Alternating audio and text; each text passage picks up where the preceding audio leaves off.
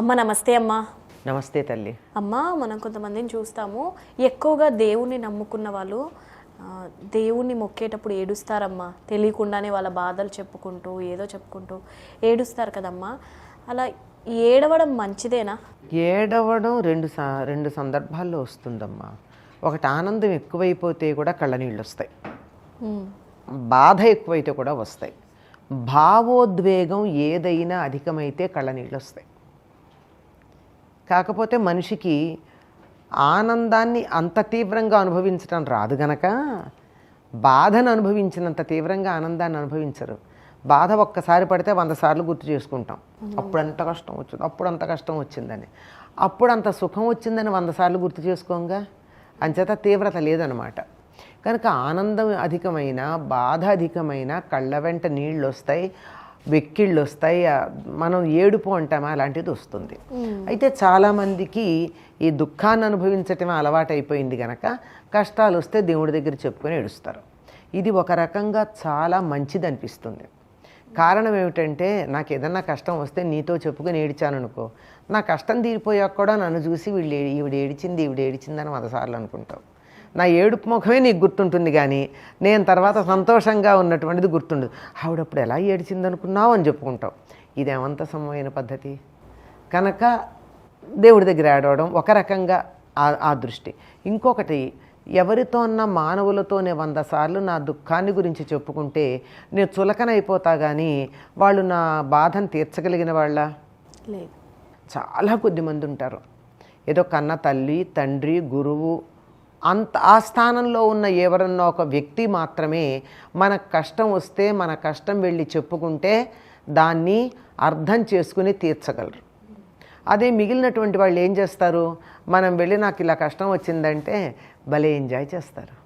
భలేగా వచ్చింది, అప్పుడెప్పుడో వీడు ఇలా చేశాడు కనుక ఇప్పుడు ఇట్లా అయిందనుకుంటారు. లేదంటే ఏదో ఇన్నాళ్ళు వీళ్ళు కూడా ఆనందంగా ఉన్నారనుకున్నాను, నా అలాగే వీళ్ళు కూడా కష్టపడుతున్నారన్నమాట. అమ్మయ్య పర్వాలేదు, పైకి కనపడుతున్నంత ఆనందంగా లేరు కదా అని నేను సాడిస్టిక్ ప్రెషర్ పొందొచ్చు.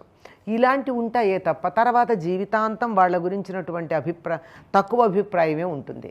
ఇవేవీ లేకుండా ఉండాలంటే మనకేదైనా బాధ కలిగితే ఎవరు మనం ఏడిచి బాధపడి చెప్పుకుంటే అది ఇతరులకు చెప్పరో వాళ్ళకి చెప్పాలి. అందుబాటులో తల్లి తండ్రి లేరు, ఎవరికి చెప్పాలి? ఈనాడు నిజంగా మనకి మార్గదర్శనం చేసి మన కష్టాలను వాడు భరించగలిగిన గురువులు ఎంతమందికి ఉన్నారు? చాలా తక్కువ అమ్మ. నాకు మంత్రోపదేశం చేస్తాను డబ్బు ఇయ్యమనేటటువంటి వాళ్ళే ఉన్నారు తప్ప, నాకింతమంది శిష్యులు ఉన్నారు అని చెప్పి ఇలా తిరిగేటటువంటి వాళ్ళే తప్ప, నిజంగా శిష్యులుగా స్వీకరించినటువంటి వారి కష్టాలన్నీ మేము భరించి వాళ్ళ కష్టాలన్నింటినీ మేము తీరుస్తాము అన్న గురువులు ఎంతమంది ఉన్నారు? లేరంటల్లా, తక్కువ మంది ఉన్నారు. నాకు తెలుసు కనుక అంత నమ్మకంగా నేను చెప్తున్నా, ఉన్నారు. కానీ ఎంతమందికి అందుబాటులో ఉన్నారు, ఎంతమందికి అంతటి నమ్మకం ఉంది? అటువంటప్పుడు 10 మంది దగ్గర చులకనైపోకుండా, 10 మంది దగ్గర తర్వాత మన గురించి వాళ్ళు తక్కువగా మాట్లాడే అవకాశం ఇవ్వకుండా మనసులో ఉన్న భావోద్వేగాన్ని చెప్పుకోవడానికి తగినది ఎవరు? దేవుడే. ఆయన ఎవరికి చెప్తాడు? అందుకే ఏమిటో, ఎందుకలా బాధగా ఉన్నావు, ఎందుకలా మొహం అలా ఉంది, నువ్వు చెప్పు, ఇంట్లో ఏమన్నా కష్టాలు ఉన్నాయని అడుగుతూ ఉంటారు చాలామంది. ఎందుకంటే తెలుసుకుని ఆనందించడానికి. అట్లాంటప్పుడు తెలివిగల వాళ్ళు ఏమంటారు, నువ్వేమన్నా ఆర్చేదానివా తీర్చేదానివా అంటే, ఆర్చడం అంటే కొంచెం ఓదార్పు చెప్పడం, తీర్చడం అంటే సమస్య తీర్చేసి మనకి సహాయం చేయడం. ఈ రెండూ చెయ్యరు, కానీ ఏదో పక్కింట్లో సినిమా చూసినట్టుగా మన కష్టాలను చూసి వాళ్ళు ఆనందిస్తూ ఉంటారు. అందువల్ల అటువంటి పరిస్థితి లేకుండా, పోనీ అంటే మనిషి బాధ కలిగినప్పుడు ఎప్పుడప్పుడు బయటికి చెప్పుకోకపోతే బద్దలైపోతుంది మనసు, గుండె తట్టుకోలేదు. గుండెలో బాధని ఎంత నిలబెట్టుకోగలదమ్మా?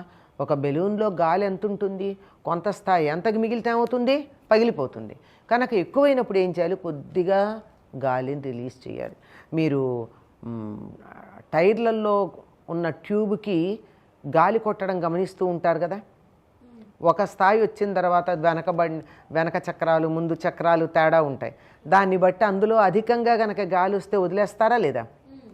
అలాగా మన గుండె పగిలిపోకుండా ఉండాలంటే మన మనసులో ఉన్న ఆవేదన ఎవరో ఒకళ్ళకి చెప్పుకోవాలి. ఎవరికి చెప్పుకుంటే మనకి సేఫ్, క్షేమం, భద్రం. ఎవరికి చెప్పుకుంటే? దేవుడికి దేవుడికే.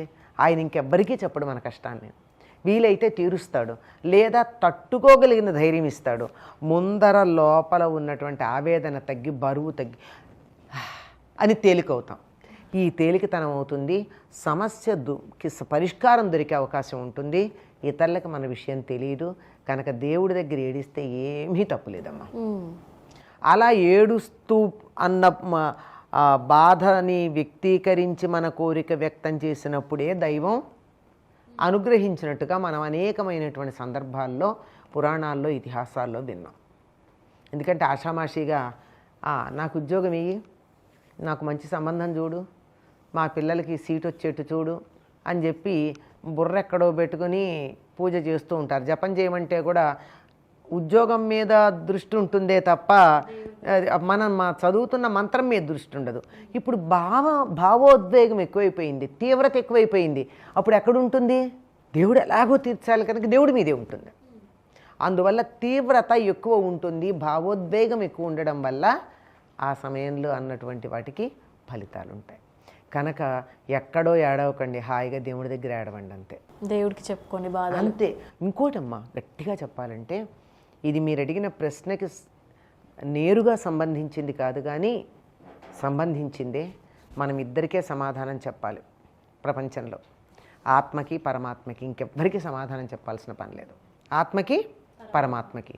అట్లాంటప్పుడు ఈ ఆత్మ పడుతున్న ఘోష ఆ పరమాత్మకి చెప్పుకుంటే ఎంతో, ఈ రెండిటికి ఉన్న అనుసంధానం వల్ల ఈ ఘోష తగ్గేటటువంటి అవకాశం ఉంటుంది. అంత బాగా చెప్పారమ్మా.